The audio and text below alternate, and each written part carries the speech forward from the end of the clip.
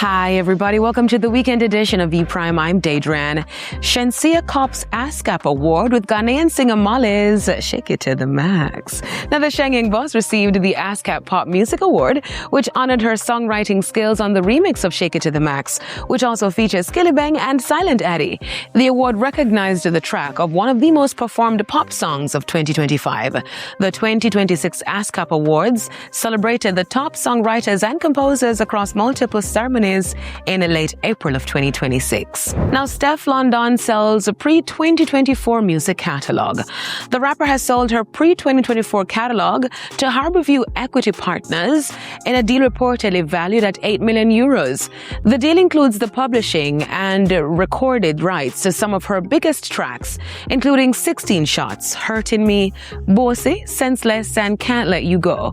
According to music data company Luminate, her catalog has generated more than 673 million on-demand official streams. Now, Vybz Kartel is celebrating the IRAWMA wins. The king of dancehall, who walked away as the night's biggest winner after copping 7 awards, took to social media to celebrate the win while expressing gratitude to the organization, saying, "Big respect to IRAWMA for continuing to celebrate and preserve our culture."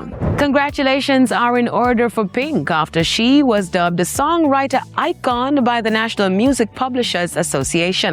The group's president and CEO described Pink's songwriting as having a singular style, adding that her catalog, quote, embodies authenticity and depth.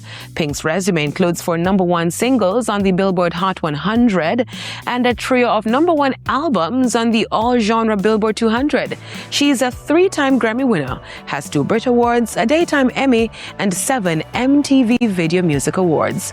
Pink will receive her award at the NMPA's annual meeting next month in New York City.